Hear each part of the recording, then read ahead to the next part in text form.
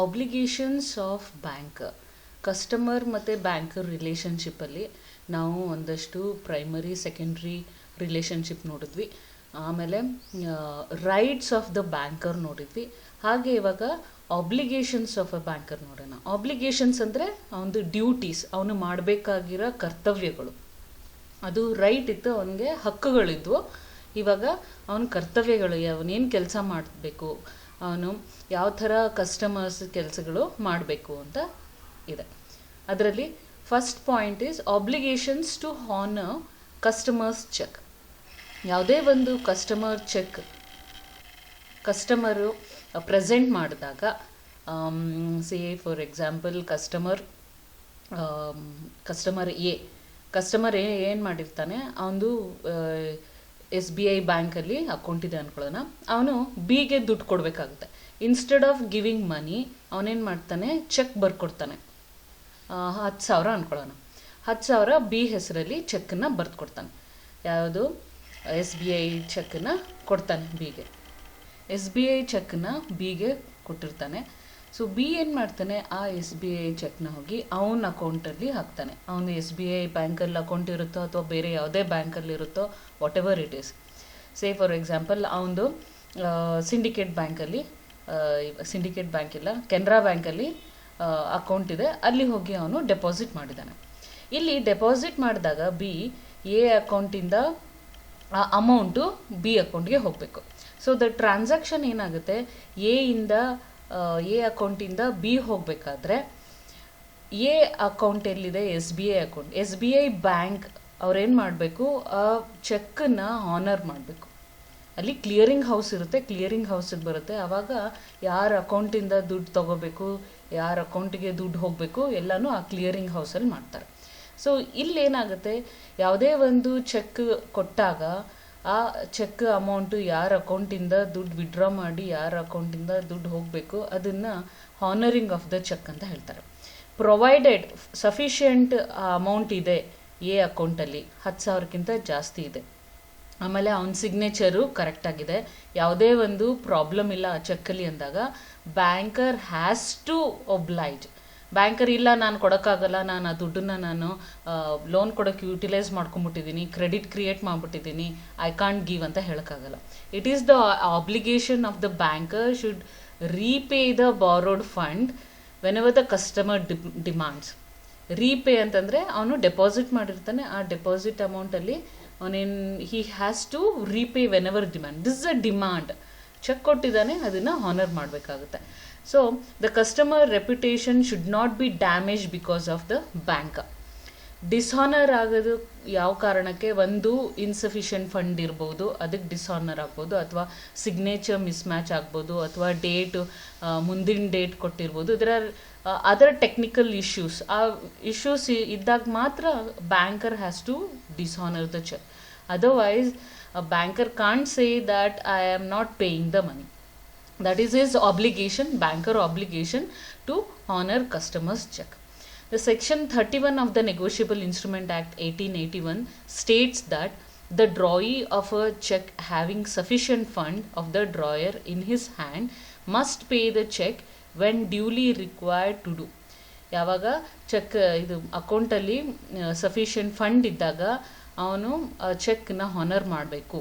This provision clearly indicates that the banker should honor the customer demand for payment by check on certain conditions which are stated.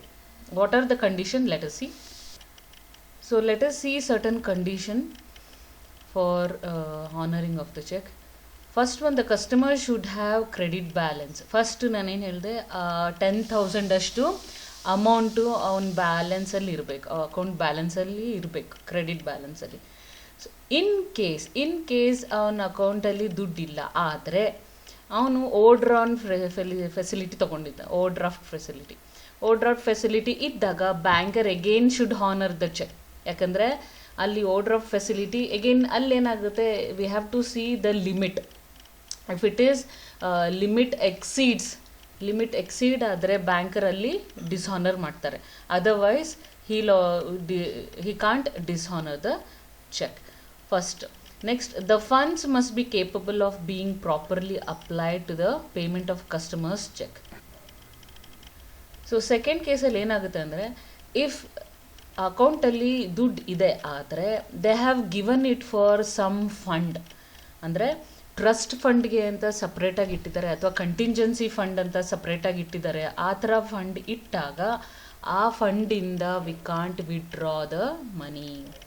So in that case banker can dishonour the cheque. ಆ ಫಂಡಿಂದ withdraw ಮಾಡೋಕ್ಕಾಗಲ್ಲ. Next, the instrument used for drawing the amount should be properly return and fulfil all legal obligation. ಪ್ರಾಪರಾಗಿ ಅದು ಬರೆದಿರಬೇಕು, ಹೆಸರು ಸರಿಯಾಗಿರಬೇಕು, ಯಾರ ಹೆಸರು ಬರೆದಿರ್ತೀವಿ ಅಮೌಂಟ್ ಸರಿಯಾಗಿ ಬರಬೇಕು. ಅದು ಜಸ್ಟ್ 13 ಅಂತ ಬರೆದ್ರಾಗಲ್ಲ. It should be 13,000 and so much amount ಅಂತ ಇರಬೇಕು. And signature should be proper, date should be proper. ಆಮೇಲೆ ಏನೇ ಓವರ್ ರಿಟರ್ನ್ ಆದರೆ ಅಥವಾ ಸ್ಕ್ರ್ಯಾಚ್ ಮಾಡಿದರೆ ಅದಕ್ಕೆ ಕೌಂಟರ್ ಸಿಗ್ನೇಚರ್ ಆಗಬೇಕು. All these legal obligation fulfil ಆಗಿರಬೇಕು, ಆವಾಗಲೇ ಆನರಿಂಗ್ ಮಾಡ್ತಾರೆ. Next, the cheque drawn must be properly dated. ನಾ ಹೇಳಿದೆ ಡೇಟ್ ಪ್ರಾಪರಾಗಿರಬೇಕು. Presented for payment in a reasonable time. ಆ ರೀಸನಬಲ್ ಟೈಮಲ್ಲಿ ಇರಬೇಕು. Say if the date has been return back dated, no problem. Next, ನಾಳೆ ಡೇಟ್ ಹಾಕಿ ಇವತ್ತು ಕೊಟ್ಟರು ನೋ ಪ್ರಾಬ್ಲಮ್. ಆದರೆ ನಾಳೆ ಡೇಟ್ ಹಾಕಿದಾಗ ಆ ಚೆಕ್ನ ನಾಳೆ ಹೋಗಿ ಪ್ರೆಸೆಂಟ್ ಮಾಡಬೇಕು. ಸೊ ಇವತ್ತು ಹೋಗಿ ಪ್ರೆಸೆಂಟ್ ಮಾಡಿದ್ರೆ ಅದು ಅಕ್ಸೆಪ್ಟ್ ಆಗಲ್ಲ. ಸೊ ಯಾವ ಡೇಟ್ ರೇಂಜಲ್ಲಿ ಆ ಚೆಕ್ ಬರೆದಿದ್ದೀವಿ ಆ ಡೇಟಲ್ಲಿ ಹೋಗಿರಬೇಕು. ಆಮೇಲೆ it has to be properly return. Everything should be there return in the cheque properly. ಮತ್ತು ಆ ಡೇಟ್ ಇವತ್ತು ಬರೆದು ಕೊಟ್ಟಿರ್ತಾರೆ date, that has a validity for 3 months.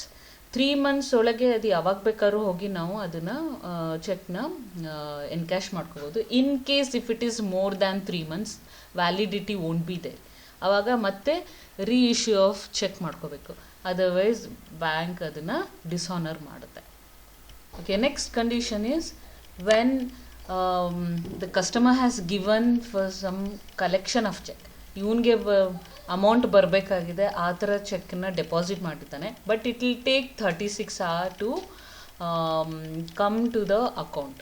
The cash ಅದು ಅಕೌಂಟ್ಗೆ ಬರಲಿಕ್ಕೆ 36 hours ಆಗುತ್ತೆ.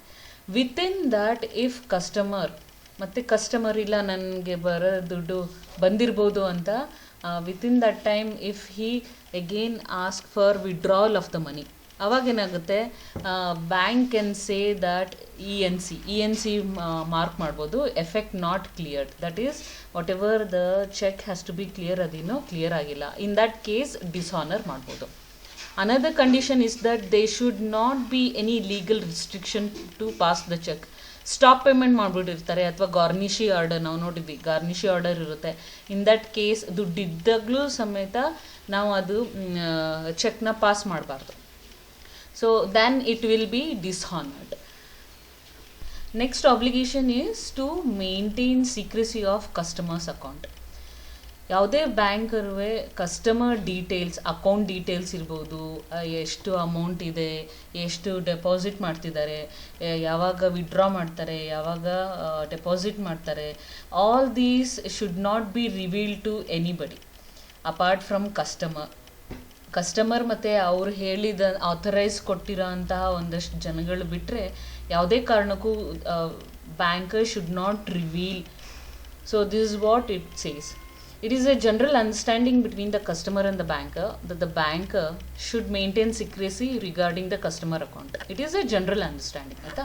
It is believed and the fact is also that if the accounts are disclosed to another, ಬೇರೆಯವರಿಗೆ ಡಿಸ್ಕ್ಲೋಸ್ ಆದರೆ it can be used for fraudulent purpose.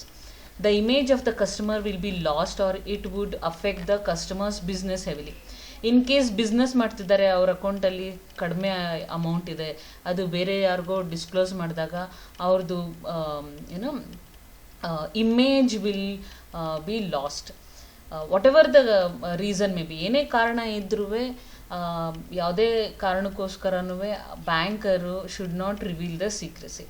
Hence, it was a practice of a banker not to disclose the accounts and banking operation of the customers to others, and this was legalized in case Hardy versus VZ ಅಂತ 1868 ಅಲ್ಲಿ ಒಂದು case ನಡೀತು. ಆ case ಪ್ರಕಾರ, verdict judgment ಪ್ರಕಾರ, ಯಾವುದೇ ಕಾರಣಕ್ಕೂ ಈ ಅಕೌಂಟ್ ಡೀಟೇಲ್ನ ಹೊರಗಡೆ ಕೊಡಬಾರ್ದು, ಥರ್ಡ್ ಪಾರ್ಟಿಗೆ ಕೊಡಬಾರ್ದು ಅಂತ ಬಂತು.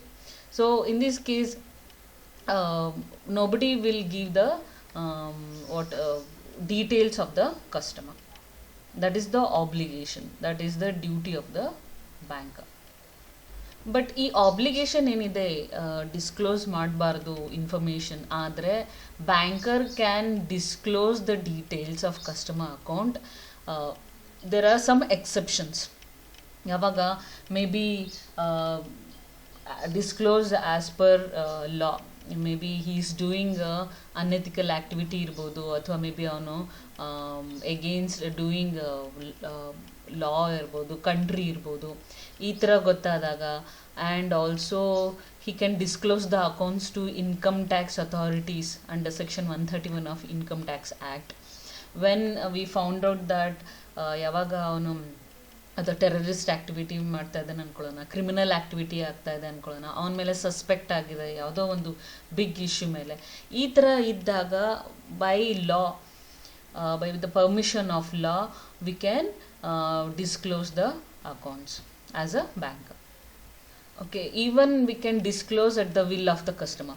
Customer ಅವನಾಗೆ ಅವನೇ ಹೇಳಿರ್ತಾನೆ, okay give the information to this person, auditors ಇರ್ಬೋದು, ಅಥವಾ ಬೇರೆ ಯಾವುದೋ ಗ್ಯಾರಂಟರ್ ಇರ್ಬೋದು, ಅಥವಾ ಎಕ್ಸಿಕ್ಯೂಟರ್ ಇರ್ಬೋದು, whoever it may be, he feels that disclose ಮಾಡ್ಬೋದು ಇವ್ರಿಗೆಲ್ಲ ಅಂದಾಗ ಅವನ ವಿಲ್ ಪ್ರಕಾರ the banker can disclose. Next, disclose in public interest. Na ಹೇಳ್ದೆ, if he is doing some illegal activity or terrorist activity ಅಂತ ಗೊತ್ತಾದಾಗ, which is against the interest of the nation or against the interest of the public at large, ಆವಾಗ authorities will come with the help of law to suit ಇಟ್ಕೊಂಡು ಅಥವಾ law permission order ಇಟ್ಕೊಂಡು they can ask for the permission to disclose. In that case also we can disclose. Next, disclosure in the interest of bank. The banker in his own interest can disclose the account of customer.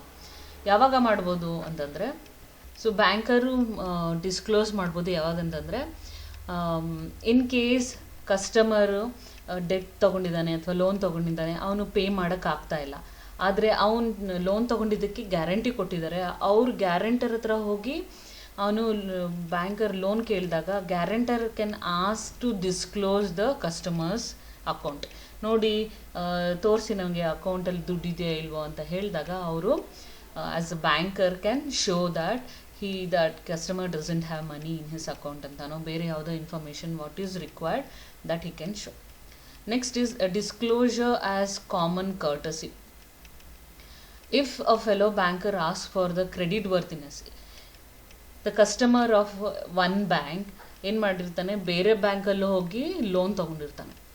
ಆಗ ಬೇರೆ ಬ್ಯಾಂಕವರು ಏನು ಮಾಡ್ತಾರೆ, ಈ ಬ್ಯಾಂಕರ್ಗೆ ಕೇಳ್ಬೋದು, ಏನು ಈ customer ನಮ್ಮ ಹತ್ರ ಲೋನ್ ಕೇಳಿದ್ದಾರೆ, ನಿಮ್ಮ ಹತ್ರ ಬಿಟ್ಬಿಟ್ಟು ಯಾಕೆ, ಏನು ಅವನ ಕ್ರೆಡಿಟ್ ವರ್ದಿನೆಸ್ ಏನು, ಕ್ರೆಡಿಟ್ ವರ್ದಿನೆಸ್ ಅಂದರೆ ಎಷ್ಟು ಅಕೌಂಟಲ್ಲಿ ದುಡ್ಡಿದೆ, ಲೋನ್ ತೊಗೊಂಡಿದ್ದ, ಹೆಂಗೆ ರೀಪೇ ಮಾಡ್ದ, what are his details, what is his income, all these details can be asked by other bank. In that way this bank can give the detail to other bank, so that if any problem with this person ಅಥವಾ customer ಅಲ್ಲಿ ಏನೋ problem ಇದೆ, ಇಲ್ಲಿ ಕೇಳದೆ ಬೇರೆ ಕಡೆ ಹೋಗಿದ್ದಾನೆ ಅಂತಂದರೆ, ಸೊ ಬೇರೆ ಬ್ಯಾಂಕ್ ಅವ್ರಿಗೂ ನಾವು ಎಚ್ಚರಿಕೆ ಕೊಡ್ಬೋದು. Okay, so in that way also you can disclose. So next obligation ನೋಡೋಣ, can receive checks and other instrument for collection. ಯಾವುದೇ ಚೆಕ್ಕು ಕಸ್ಟಮರು ಬೇರೆಯವ್ರು ಯಾರೋ ಕೊಟ್ಟರು ಚೆಕ್ಕು, ಅಥವಾ ಬೇರೆ ಬಿಲ್ಸ್ ರಿಸೀವಬಲ್ ಬಂತು, ಅಥವಾ ಡಿ ಬಂತು, ಆಲ್ ದೀಸ್ ಥಿಂಗ್ಸ್ ಅದು ಅವನು ರೆಪ್ರೆಸೆಂಟ್ ಮಾಡಿದ್ದಾನೆ ಅವನ ಬ್ಯಾಂಕಲ್ಲಿ ಅಂದಾಗ, it is the obligation of the banker to collect it. Demand draft, bills of exchange, ಬೇರೆ ಏನೇ ನೆಗೋಷಿಯಬಲ್ ಇನ್ಸ್ಟ್ರೂಮೆಂಟ್ ಇದ್ರೂ ಕಸ್ಟಮರ್ ಪರವಾಗಿ ಇವನು ಅದನ್ನು ಕಲೆಕ್ಟ್ ಮಾಡಬೇಕು as a bank. That is his obligation. Next, fourth obligation, honour the cheques of customers across the counter. Not only banker is under obligation to collect the check on behalf of the customer, he also should be honor the check issued across the counter and make payment. Across the counter ಅಂದರೆ ಇವಾಗ check ಕೊಟ್ಬಿಟ್ಟು ದುಡ್ಡು ತಗೊಳ್ಳೋದು ಅಲ್ಲ, that is money withdrawn from the bank by himself as a customer. ನಮಗೆ ಬೇಕು ದುಡ್ಡು ಅಂದಾಗ ಕ್ರೆಡಿಟ್ ಲಿಮಿಟ್ ಎಷ್ಟು, ನಾವು ATM ಅಲ್ಲಿ ಮೇ ಬಿ 20-25,000, ನಮಗೆ ಸಡನ್ನಾಗಿ ಎಷ್ಟು 60,000 70,000 ವಿಡ್ರಾ ಮಾಡಬೇಕು. We can do it in ATM. ಆವಾಗ ಅವನು ಚೆಕ್ ಕೊಟ್ಬಿಟ್ಟು ಅವ್ನು ವಿಡ್ರಾ ಮಾಡ್ತಾ ಇದ್ದಾನೆ. ಅಕ್ರಾಸ್ ದ ಕೌಂಟರ್ ಅಂದರೆ ಬ್ಯಾಂಕ್ ಕ್ಯಾಶ್ ಕೌಂಟ್ರಲ್ಲಿ ಹೋಗಿ ಚೆಕ್ಕನ್ನು ಕೊಟ್ಬಿಟ್ಟು ದುಡ್ಡು ವಿಡ್ರಾ ಮಾಡೋದು. So banker can't say that okay ನಾನು ನಿಮ್ಗೆ ಕೊಡೋಕ್ಕಾಗಲ್ಲ, ಹೋಗಿ ATM ಅಲ್ಲಿ ತೊಗೊಳ್ಳಿ ಅಂತ. So he has to honour because he is taking for himself. ಅವನಿಗೋಸ್ಕರನೇ ವಿಡ್ರಾ ಮಾಡ್ತಿರ್ತಾನೆ.